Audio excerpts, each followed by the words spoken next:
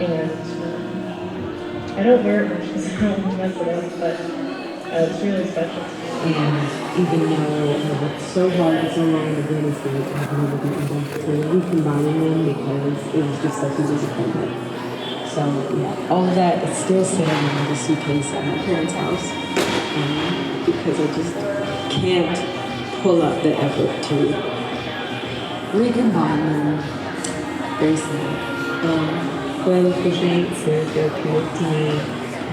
It helps with my 5 years later, 30 years later, and once I started knitting again in high school, I don't think I ever put it down after that.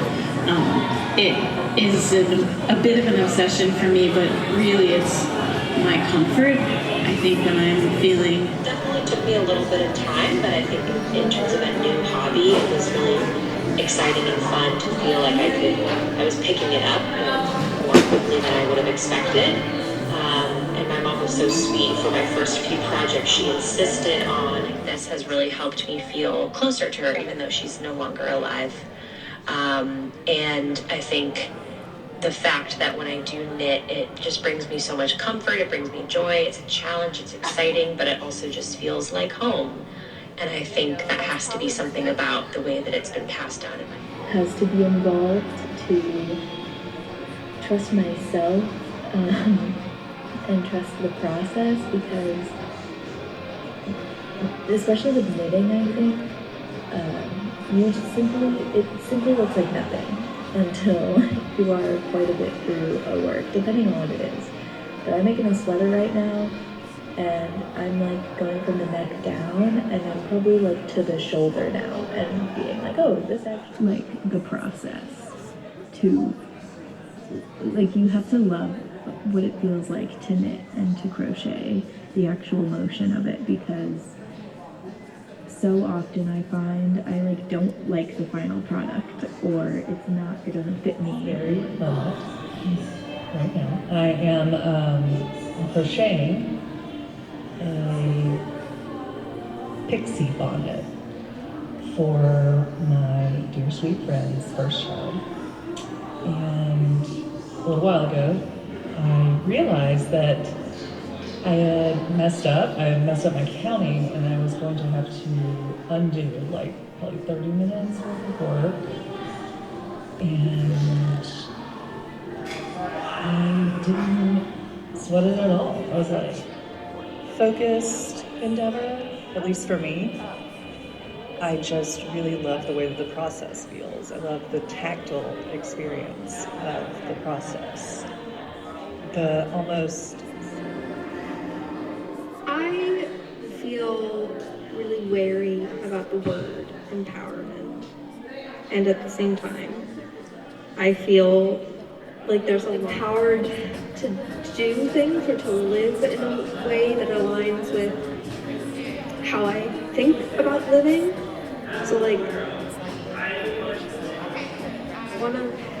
with knitting, like it's empowered me to be generous in a way that's a little bit more legible to other people.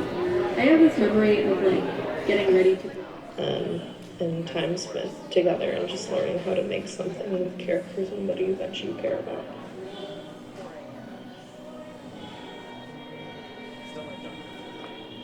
So in the fall of 2023, I checked myself into a hospital for a week.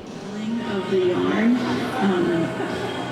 is a huge comfort and kind of connects me to my body in a way that allows me to connect with other people. So I think that's probably one of the more important roles it plays for me on a daily basis.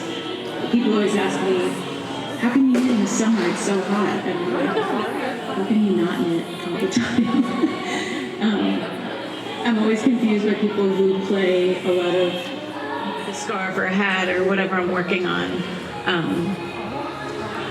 It just feels like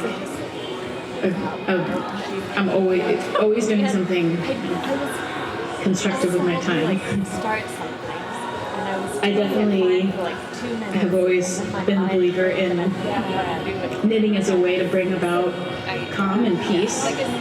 I've said on multiple occasions, if the president of a country was like required to stop and knit a long row on a blanket, we might not have ever experienced nuclear war. We might not have like pushed the button or made a rash, terrible decision. I feel like it forces a calm and it forces a space.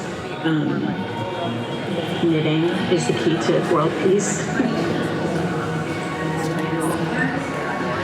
I remember one time I was sitting in traffic with my partner, and I was really anxious. I was in the front seat, and my knitting was in the back. And I said, at that point I was knitting on straight needles, so not circular. And my partner had something happen in front of us, and she had to press on the brakes really fast, and I went flying forward into the windshield and actually broke the windshield. I was fine, but I remember thinking, oh my god, what if I had been punctured by my knitting needle, and it became my biggest fear to die by knitting needle. Let's see what else. Yeah, it is my comfort. I don't go on vacations without having at least 2 projects ready to go. It's fundamental to my happiness.